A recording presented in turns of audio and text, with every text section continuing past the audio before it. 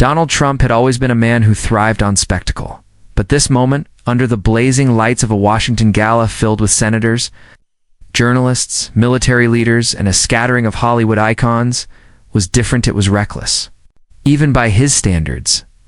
Because instead of attacking a political rival or boasting about some fabricated victory, he leaned casually against the podium, smirking in that smug, half-squinted way of his, and began speaking about his father, Fred Trump, not with reverence or even neutral nostalgia, but with a cruel, mocking edge that sent a strange ripple through the audience, a ripple that was part disbelief, part discomfort, as he made exaggerated gestures and an offhand imitation of his father's voice, painting him as a man who never understood real business and just built little houses while I built an empire. The kind of barbed comments that didn't just tarnish a family legacy but stripped it bare in front of hundreds of witnesses. He spoke of Fred as if he were an old, bumbling fool, a relic whose caution was weakness, whose values were outdated. And though Trump tried to pass it off as humor, punctuating his remarks with a laugh that didn't quite land, the atmosphere had shifted. The polite smiles of the crowd had stiffened into masks, eyes darting from one face to another, unsure whether to chuckle or to frown. And somewhere near the back of the hall, Denzel Washington, dressed sharply in a tailored midnight blue suit, sat perfectly still, his eyes locked on Trump with a focus so unblinking it felt like the only steady thing in the room.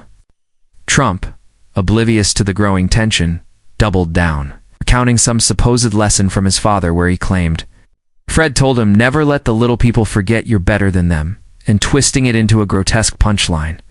That drew a few awkward laughs from the die-hard loyalists in the front row, but left most others glancing uncomfortably at their wine glasses.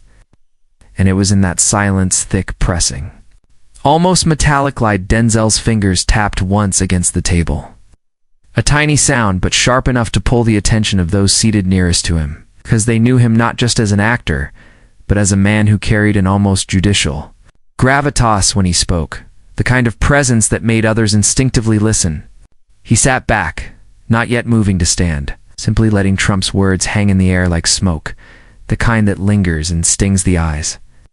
And it was in that moment, before Denzel even rose, that the crowd began to sense that whatever came next would not be polite, not be cushioned with celebrity charm, but would cut straight through the cheap theatrics Trump was peddling.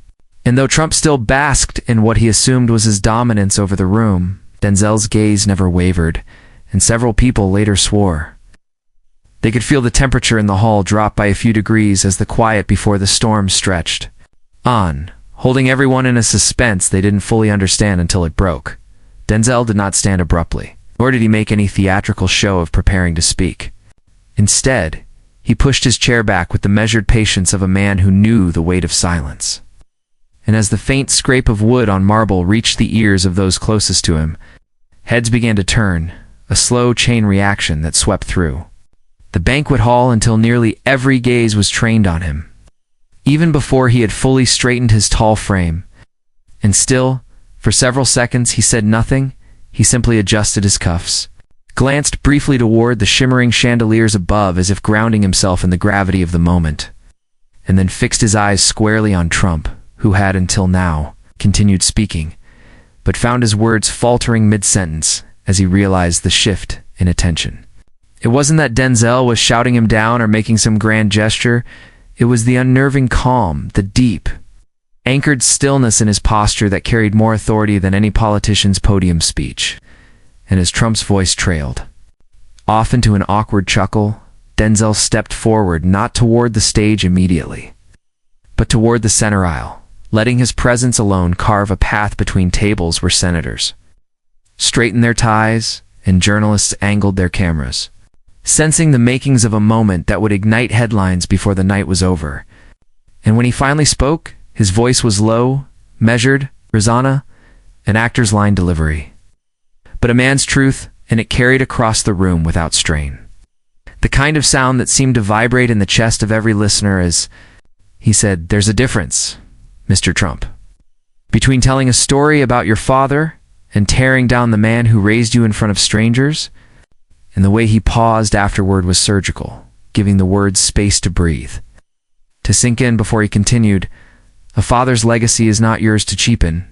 For applause, it is yours to uphold. Even when you think the world is watching, you build something bigger." His gaze never wavering as murmurs rippled through the crowd, some startled, some approving, and Trump, attempting to regain footing, smirked and muttered something about Hollywood lectures, but Denzel cut him off not loudly, but with such unshakable certainty that it was as though the air itself leaned toward him. "I've played kings and soldiers, criminals and heroes, but the one role I've never played is a man so small he can't honor the shoulders he stood on," and the line landed with a quiet, devastating force, prompting a few gasps from the audience, because it wasn't delivered with anger or ridicule, but with a kind of mournful disappointment that was infinitely harder to shrug off. Cameras flashed, the hum of whispers thickened, and yet, as Denzel stepped closer to the stage, it wasn't confrontation that filled the space. It was the undeniable sense that someone was about to remind the room, in no uncertain terms, what dignity sounded like. Trump's jaw tightened, the corners of his mouth twitching, as if searching for a retort sharp enough to cut through the heat that had settled over the hall. But his usual arsenal mockery, deflection, sheer volume seemed to evaporate under the unblinking steadiness of Denzel's eyes, and for the first time that night, perhaps for the first time in years, Trump appeared to register the weight of someone else's authority, eclipsing his own. Denzel mounted the 2 shallow steps to the stage without haste, each step measured, and though the distance between them was only a few feet now, the gap in presence was vast, the kind that didn't need titles or political power to command. Obedience because it was built on something far rarer. Respect earned over decades, not demanded in moments. He turned not only to face Trump, but to sweep the audience into his field of vision, and when he spoke again, it was not to belittle, not to insult, but to strip away every scrap of false bravado that had been masquerading as strength. "You speak of building empires," Denzel said, his voice deepening. "But a man who builds on arrogance alone is like a builder who lays his foundation on sand. The storm will come, and when it does, what will you have left but the ruins of what you thought made you great?" And as the words rolled out, there was a stillness so complete you could hear the soft clink of a glass being set down 3 tables back. Trump's lips parted, but no sound came, and Denzel, seizing the pause, stepped even closer until the microphones between them picked up the subtle gravity in his tone. "I don't care about your politics, your businesses, your brand. What I care about is the example you set when you make a mockery of the man who gave you your name, your start, and your lessons, whether you listened to them or not." And the statement struck deeper than any insult could, because it bypassed Trump's defenses and spoke to something primal, the notion of legacy, lineage, of the invisible chain connecting fathers to sons. A camera operator, sensing the moment, zoomed in tight enough to catch the flicker in Trump's expression, the brief shadow of uncertainty that crossed his face before the practiced smirk returned. But by then the damage was done, because the room had already shifted fully to Denzel's orbit. The murmurs now were no longer hesitant. They were laced with quiet assent. Nods from figures who had once feared crossing Trump, but now found themselves emboldened by the sheer moral clarity on display. And when Denzel finally let his gaze drift from Trump back to the crowd, he didn't have to raise his voice to say, "Respect isn't something you inherit. It's something you live every day, in how you speak of those who came before you." A line that would be replayed endlessly on news loops and social media for weeks to come, not because it was flashy, but because it was irrefutable. For a long, suspended moment after Denzel's final words, the hall remained frozen in that rarest of silences, not the awkward quiet that follows a poorly timed joke, but the deep, resonant stillness of a room collectively realizing it has witnessed something it will not forget in that breathless pause. Even the servers carrying trays of champagne flutes stopped mid-step, eyes fixed on the stage as though they too understood the gravity of what had just unfolded. Trump, clearly unused to being on the receiving end of such unflinching truth, shifted his weight from one foot to the other, his gaze darting briefly toward the teleprompter before he remembered there was no script to save him here, no rehearsed applause line to reclaim the moment, and though he opened his mouth twice as if to speak, both times the words failed him, dissolving into half-smiles that fooled no one. Denzel, sensing the balance of power had already shifted irreversibly, didn't gloat, didn't smirk. He simply inclined his head slightly, a gesture that was part acknowledgement of the crowd, part dismissal of the man beside him, before stepping down from the stage with the same quiet authority he had ascended it, each step echoing in the hushed space.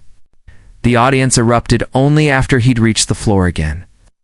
A swell of applause that began with scattered claps from the back and grew into a standing ovation, the sound rolling forward like a wave until it broke fully against the stage, where Trump stood alone, bathed in light but dwarfed by the absence of any real command over the room. Cameras captured every angle: Denzel's calm retreat through the aisle, the firm nods from senators who had remained seated all night until now, the almost imperceptible tightening of Trump's jaw as he realized the coverage would not be kinded. Within hours, clips of the exchange would dominate the digital sphere, framed with captions like "Denzel Washington ends Trump in 3 minutes," and "When silence speaks louder than power," generating millions of views from every corner of the political spectrum. But inside that hall, before the headlines, before the social media storm, there was only the echo of one man's words and the unshakable truth they carried, that no matter how high one climbed, no empire, no wealth, no stage could shield a man from the judgment that comes when he mocks the very roots that made him.